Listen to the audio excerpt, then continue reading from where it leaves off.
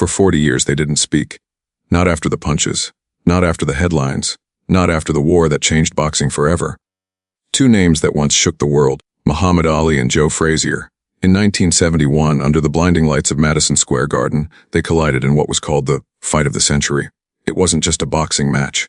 It was pride, politics, ego, identity. The world was divided. You were either Team Ali or Team Frazier. Ali was poetry and fire, loud and apologetic, magnetic. Frazier was thunder, silent, relentless, unbreakable. When they stood inches apart, it felt like history itself was holding its breath. They fought 3 brutal battles. Each time, they took something from each other that could never be returned. Sweat, blood, years of their lives, and maybe peace. But the punches weren't what left the deepest scars. It was the words. Ali's sharp tongue sold tickets, but it cut deep. Frazier carried those words long after the cheers faded. What the cameras captured was competition. What they didn't capture was pain. And so, after the final bell of their last war, something unexpected happened. Silence, no reunion dinners, no shared laughter, no easy forgiveness. Decades passed, the world changed. Champions came and went. Belts were won and lost. But the tension between Ali and Frazier remained frozen in time like a rivalry too powerful to fade. Then, 40 years later, fate placed them in the same room again. Older now, slower.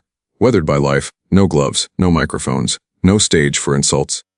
Just two legends, and the weight of everything they had never said. When their eyes finally met again after 4 decades of silence, the atmosphere shifted. Because some rivalries don't end when the fight is over. They wait. And what happened in that moment would remind the world that even the fiercest battles can leave behind something unexpected. Respect. Before the silence there was noise. Not just the roar of the crowd, but the noise of a divided world. In 1971, when Muhammad Ali stepped into the ring against Joe Frazier for the first time, it wasn't just a heavyweight fight. It was culture, politics, pride, identity. The event was called the Fight of the Century, and for once the name was an exaggeration. Ali had returned from exile after refusing to fight in Vietnam. To many he was a hero, a man who stood by his beliefs no matter the cost. To others, he was controversial, loud, and disrespectful. He had lost his title outside the ring, and now he wanted it back inside. Frazier was the undefeated champion. Blue collar, relentless, focused. He had worked quietly, relentlessly, earning everything through discipline and pain. While Ali was absent from boxing, Frazier carried the heavyweight division on his shoulders. But here's what made it complicated. Frazier had actually supported Ali during his exile. He helped him financially. He lobbied for his return. Yet when the fight was signed, Ali turned the promotion into psychological warfare. He called Frazier names, mocked him publicly, painted him as the villain, to sell the fight. Yes, but to Frazier it wasn't business, it was personal. Press conferences turned into battlegrounds. Cameras flashed as insults flew. Ali was brilliant with words, sharp, funny, ruthless. The crowd laughed. The headlines grew bigger. But each joke landed like a jab to Frazier's pride. On fight night at Madison Square Garden, the atmosphere felt electric. Celebrities filled the front rows. Millions watched worldwide. 2 undefeated forces were about to collide. For 15 rounds, they punished each other in ways few humans could survive. Ali danced, taunted, absorbed shots. Frazier stalked, relentless, landing that crushing left hook that would become iconic. In the 15th round, Frazier dropped Ali with a thunderous hook. The sound echoed like a gunshot. Ali rose, but the decision was clear. Frazier won. The world exploded with reaction. But victory didn't heal the wounds. Instead, it deepened them. They fought again in 1974. And then came the third battle, the legendary Thrilla in Manila.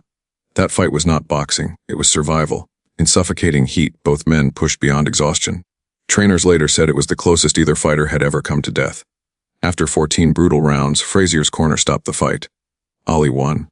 But afterward, Ali admitted something chilling. It was the closest thing to dying. They had taken pieces of each other that night, pieces that would never return. From that point on, the rivalry stopped being entertainment. It became history. And when the gloves finally came off for good, so did any easy path to reconciliation. Because some fights don't end with the final bell, they echo. For years. After Manila, there were no more wars. The gloves came off, the lights dimmed, the crowd went home. But the silence that followed was louder than any arena roar. When Muhammad Ali defeated Joe Frazier in the brutal 1975 showdown known as the Thriller in Manila, both men had already given everything. Physically, they were never the same. But emotionally, the damage ran even deeper. Ali called it the closest thing to dying. Frazier called it betrayal. For the public, their trilogy became legend, 3 of the greatest fights in boxing history. Documentaries celebrated it. Commentators replayed highlights. Fans debated endlessly about who was truly greater. But away from cameras and applause, something else was happening. Distance. Ali moved forward in the spotlight. His charisma made him global. He became more than a fighter, he became an icon. He traveled the world, shook hands with presidents, inspired millions with his confidence and poetry. Frazier moved differently. He returned to Philadelphia, opened a gym, focused on family. He didn't chase the same spotlight. But one thing followed him everywhere, the shadow of those insults. Ali's words during the build-up to their fights had been sharp. He had labeled Frazier in ways that cut beyond sport. What was meant to hype the event had wounded something personal. And Frazier never forgot. In interviews over the years, you could still hear it, the hurt beneath his voice. He felt disrespected, not just as a fighter, as a man. Meanwhile, Ali's health began to decline. In the early 1980s, symptoms of Parkinson's disease became more visible. The quick tongue slowed. The lightning reflexes faded. The man who once danced around the ring now moved carefully, deliberately.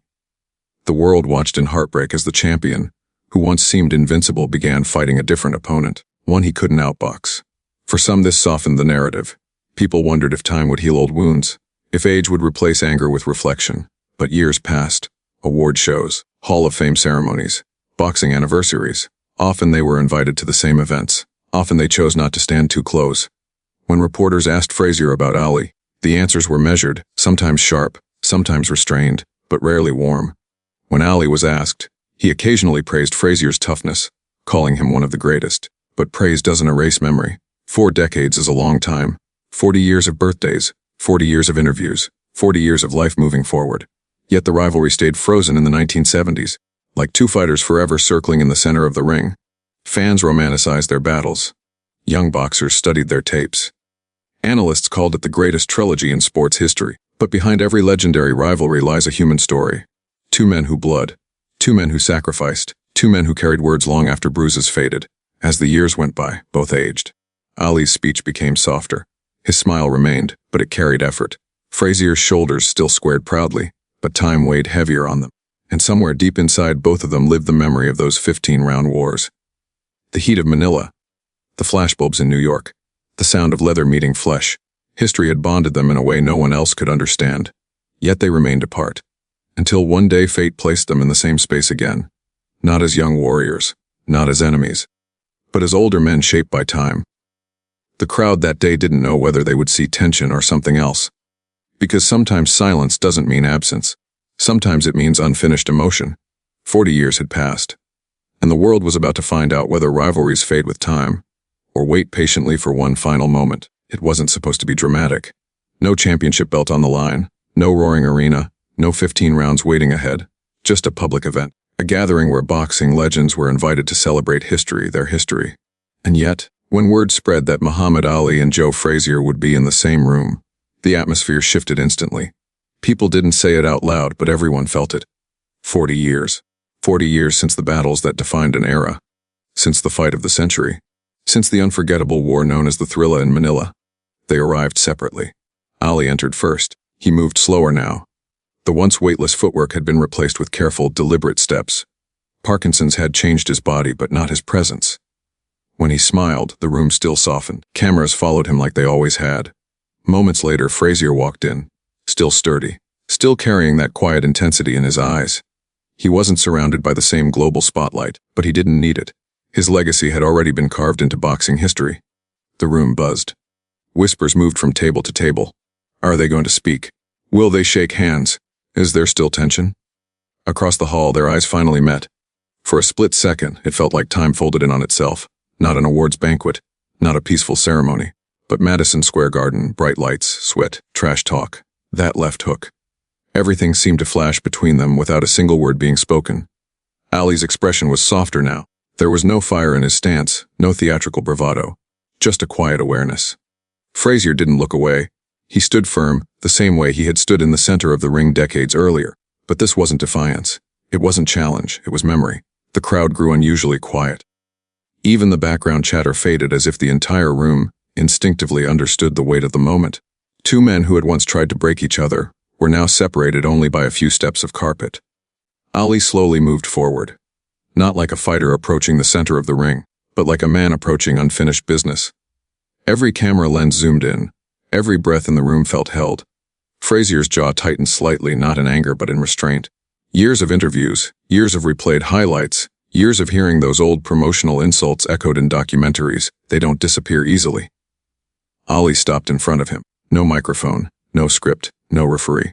Just silence. For a moment, neither of them moved. The world had expected this reunion for decades, yet now that it was happening, it felt fragile, like one wrong word could shatter it.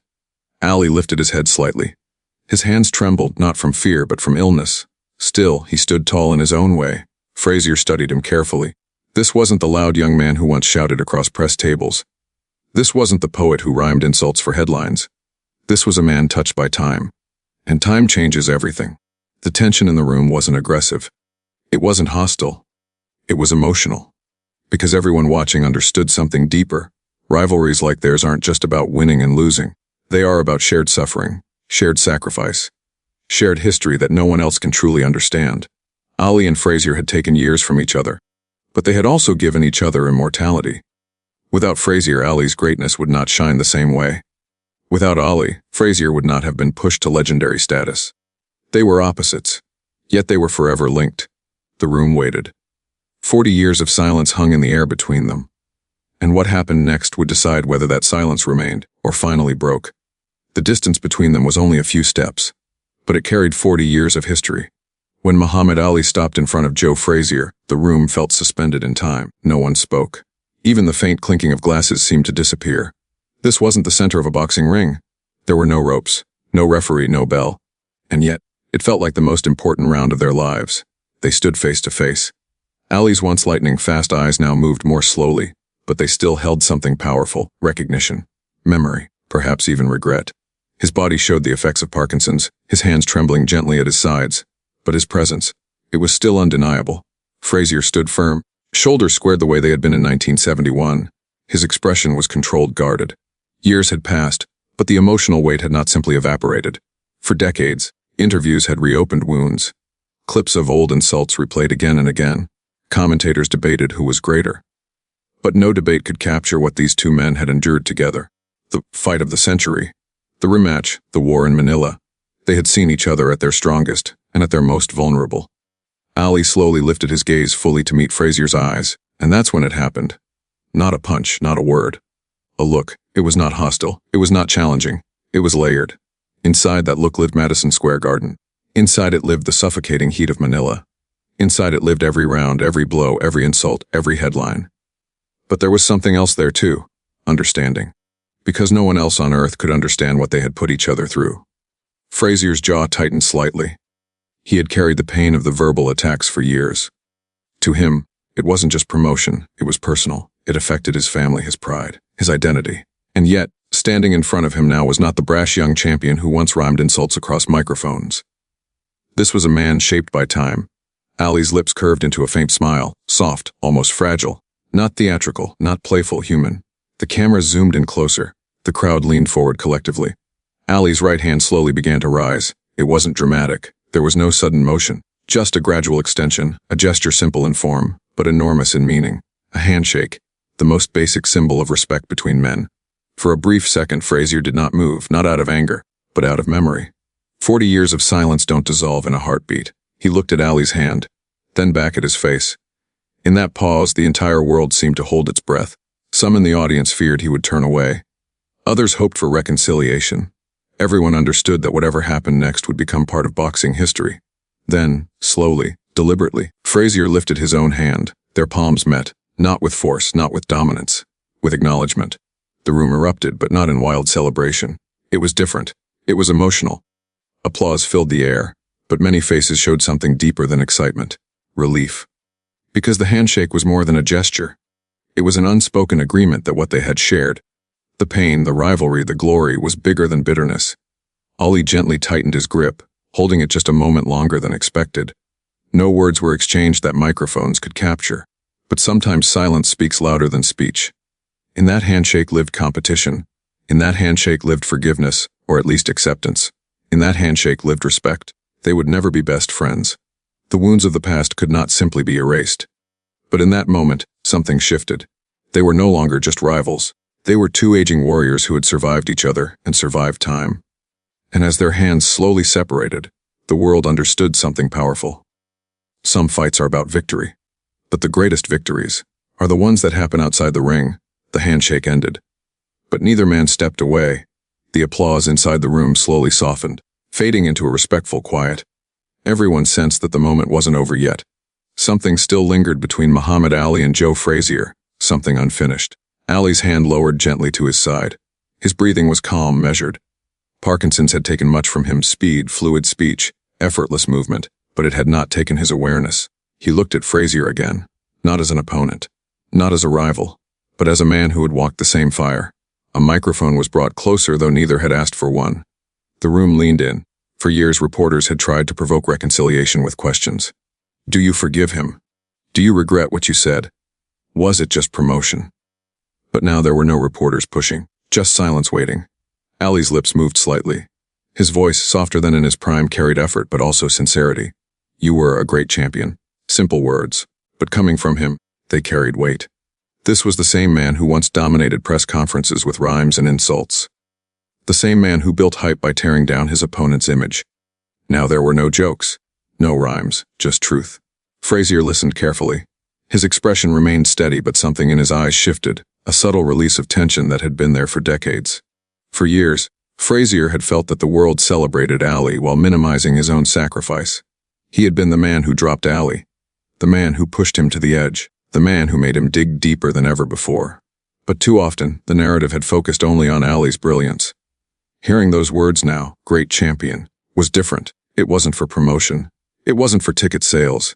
It wasn't for headlines. It was for history. Frazier took a breath. You were pretty good yourself, he replied, his voice steady but lighter than before. The room responded with gentle laughter, not mocking but warm. The kind of laughter that comes when tension finally breaks. Ali smiled. It wasn't the wide grin of the young showman who once predicted rounds. It was smaller, softer, but perhaps more meaningful. For a few moments, they stood side by side as cameras flashed. Two men once separated by pride and pain, now sharing the same frame without hostility. There would never be a perfect reconciliation. Some wounds leave marks that remain forever. Frazier had admitted in past interviews that forgiveness wasn't simple. Ali, in quieter moments, had expressed admiration for Frazier's toughness. But life rarely gives cinematic endings tied with perfect bows.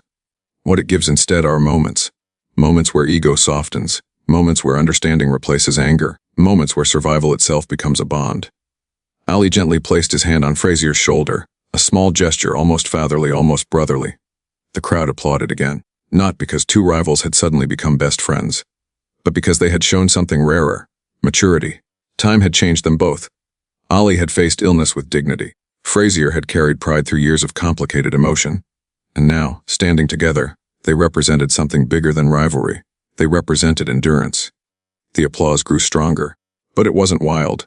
It felt respectful. Grateful. Grateful that both men were still alive to share this space. Grateful that history had allowed this scene to exist. As they slowly turned toward the audience together side by side, the symbolism was impossible to ignore. Once they stood across from each other in battle. Now, they stood aligned. Not as enemies, not even necessarily as friends, but as legends connected forever. And in that quiet alignment, the silence of 40 years didn't feel heavy anymore. It felt complete. When the event ended, people didn't rush for autographs. They stood still. Because what they had just witnessed wasn't just a reunion, it was history closing a circle. For decades, the rivalry between Muhammad Ali and Joe Frazier had been replayed in highlight reels and documentaries. The fight of the century, the rematch, the brutal thrill in Manila. 3 fights, 36 grueling rounds, countless punches that echoed across generations. But what made their story immortal wasn't just the violence. It was the humanity. Ali was charisma and conviction. He stood for beliefs that reached far beyond boxing. He became a global symbol, confidence wrapped in poetry. Frazier was grit and discipline. No theatrics, no speeches. Just relentless pressure and a left hook that could change destiny in a second. They were opposites in personality, but equal in courage. And that's why their rivalry worked. Without Frazier, Ali's legend would feel incomplete. It was Frazier who forced him to prove his greatness the hard way. It was Frazier who knocked him down when many thought he was untouchable. And without Ali, Frazier would not have been tested on the sport's biggest stage, under the brightest lights. They sharpened each other. They hurt each other. They elevated each other. That is the paradox of true rivalry. In later years, as time softened sharp edges, the narrative around them matured. Younger generations studying their fights began to see something deeper than trash talk. They saw resilience. They saw strategy. They saw two men refusing to quit, even when exhaustion blurred their vision. Ali once described Manila as the closest he had ever come to death. Frazier's trainer famously stopped that fight to save him from further damage. Those weren't just sporting decisions. They were life and death moments.